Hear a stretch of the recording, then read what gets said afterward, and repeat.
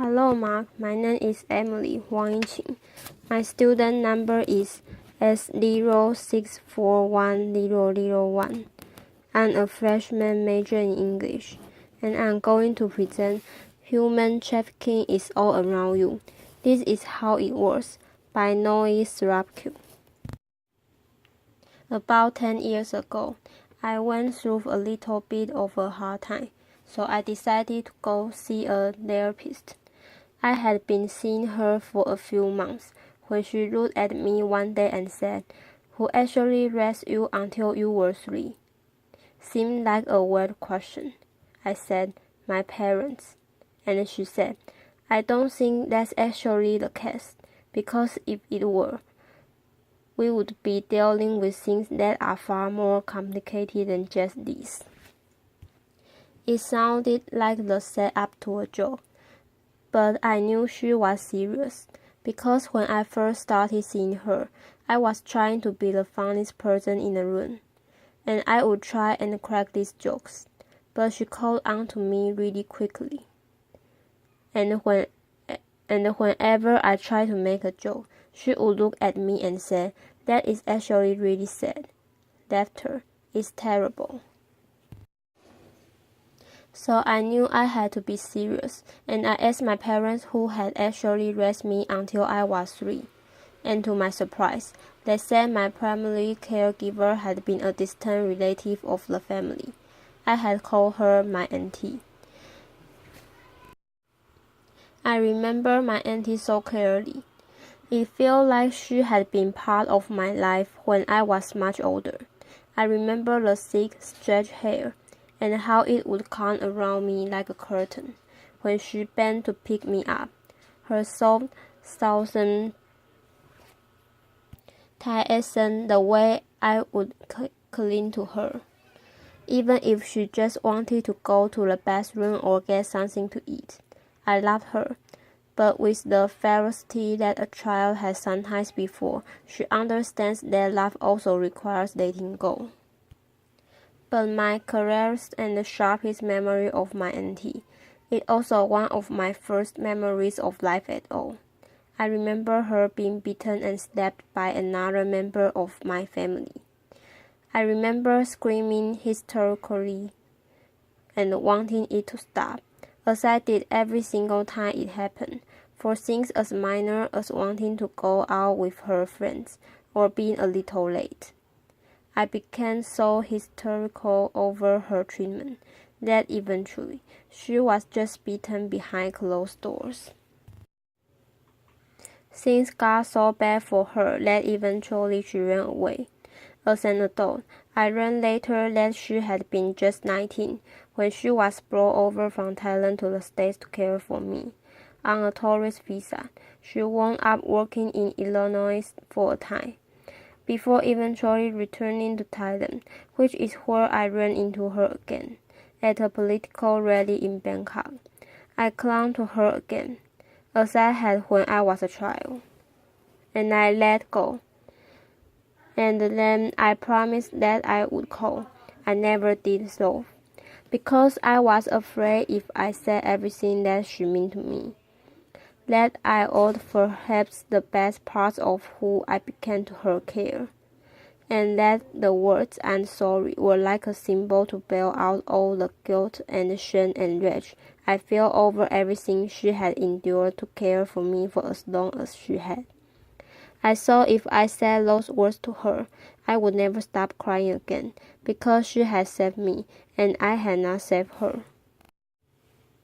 I'm a journalist, and I've been writing and researching human trafficking for the past 8 years or so. And even so, I never put together this personal story with my professional life until pretty recently. I think this profound disconnect actually symbolizes most of our understanding about human trafficking, because human trafficking is far more prevalent, complex, and close to home than most of us realize. I spent time in jails and brothels, interviewed hundreds of survivors and law enforcement, NGO workers, And when I think about what we've done about human trafficking, I'm hugely disappointed. Partly because we don't even talk about the problem right at all. When I say human trafficking, most of you probably don't think about someone like my auntie. You probably think about a young girl or woman who's been brutally forced into prostitution by a violent pimp. That is real serving. And that is a real story. That story makes me angry for far more than just the reality of the situation, though. As a journalist, I really care about how we relate to each other through language, and the way we tell that story, with all the gory, violent detail. The salacious aspects, I call that look at her scars journalism. We use that story to convince ourselves that human trafficking is a bad man doing a bad thing to an innocent girl. That story lets us off the hook. It takes away all the societal context that we might be indicted for the structural inequality or the poverty, or the barriers to migration. We let ourselves think that human trafficking is only about forced prostitution, when in reality, human trafficking is embedded in our everyday lives. Let me show you what I mean. Forced prostitution accounts for 22% of human trafficking. 10% is in state-imposed forced labor. But the whopping 68% is for the purpose of creating the goods and delivering the services that most of us rely on every day. In sectors like agricultural work, domestic work and construction, that is food and care and shelter. And somehow, these most essential workers are also among the world's most underpaid and exploited today. Human trafficking is the use of force, fraud, or coercion to compel another person's labor, and is found in cotton fields and cotton mines, and even car washes in Norway and England. It's found in U.S. military bases in Iraq and Afghanistan. It's found in Thailand's fishing industry. That country has become the largest exporter of shrimp in the world. But what are the circumstances behind all that cheap and plentiful shrimp? Thai military were caught selling Burmese and Cambodian migrants onto fishing boats. Those fishing boats were taken out, the men put to work, and they were thrown overboard if they made the mistake of falling sick or trying to resist their treatment. Those fish were then used to feed shrimp. The shrimp were then sold to 4 major global retailers: Costco, Tesco, Walmart, and Carrefour.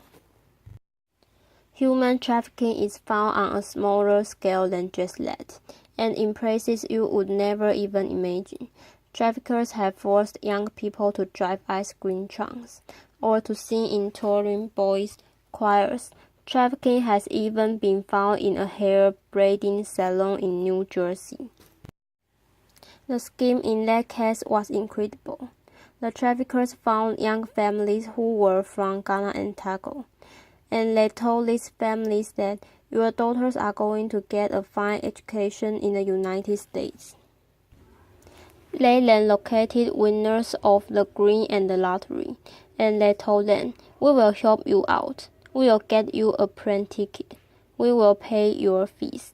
All you have to do is take this young girl with you. Say that she's your sister or your spouse."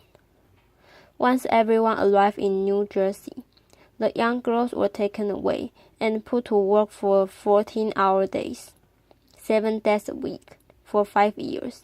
They made their traffickers nearly $4 million. This is a huge problem, so what have we done about it? We've mostly turned to the criminal justice system, but keep in mind, most victims of human trafficking are poor and marginalized. They are migrants, people of color.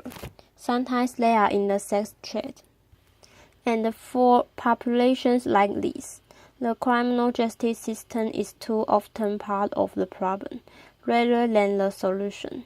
In study after study, in countries ranging from Bangladesh to the United States, between 20 and 60% of the people in the sex trade who were surveyed said that they had been raped or assaulted by the police in the past year alone.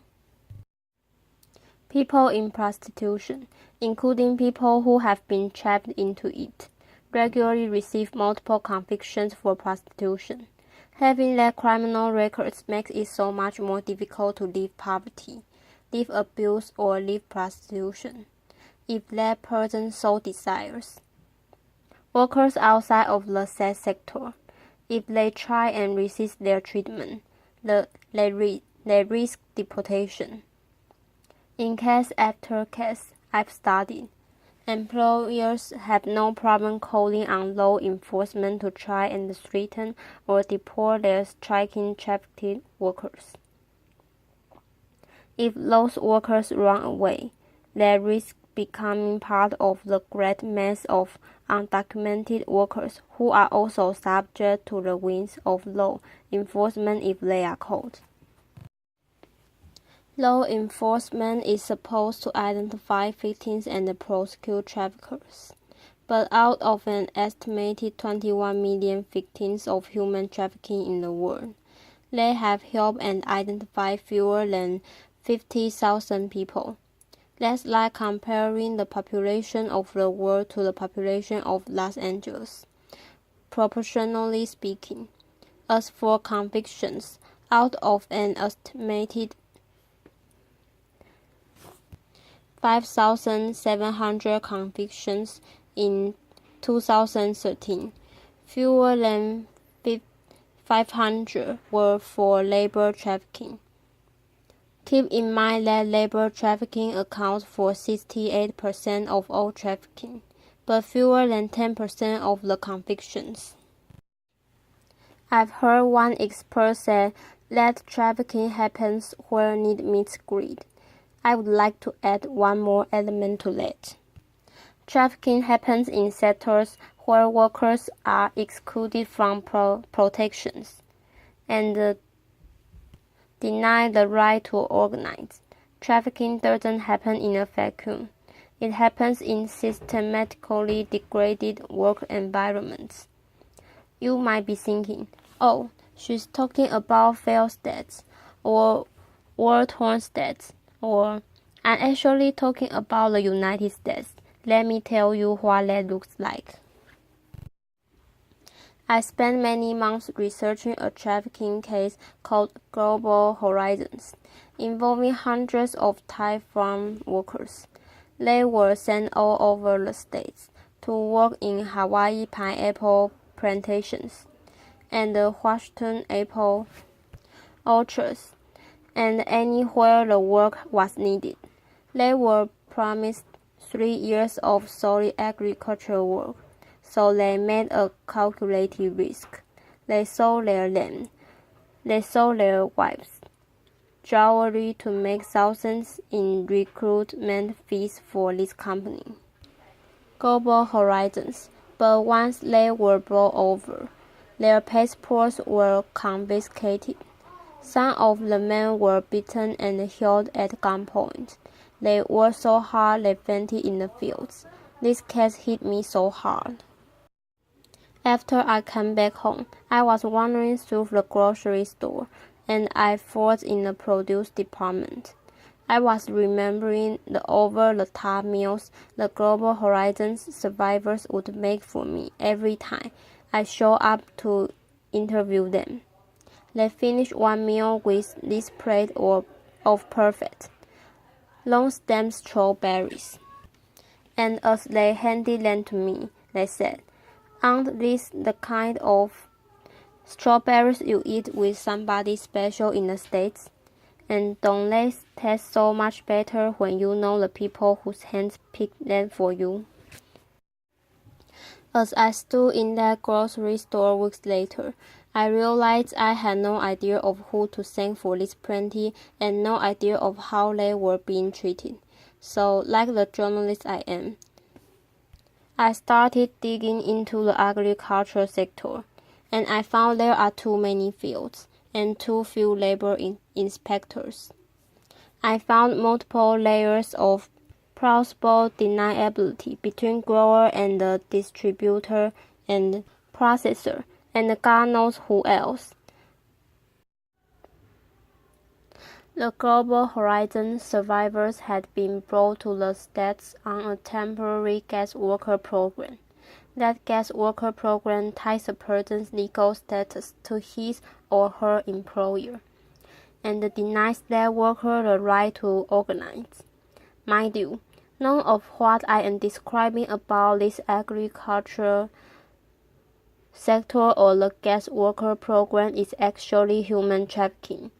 It is merely what we find legally tolerable, and I would argue this is fertile ground for exploitation, and all of this had been hidden to me before I had tried to understand it. I wasn't the only person grappling with these issues.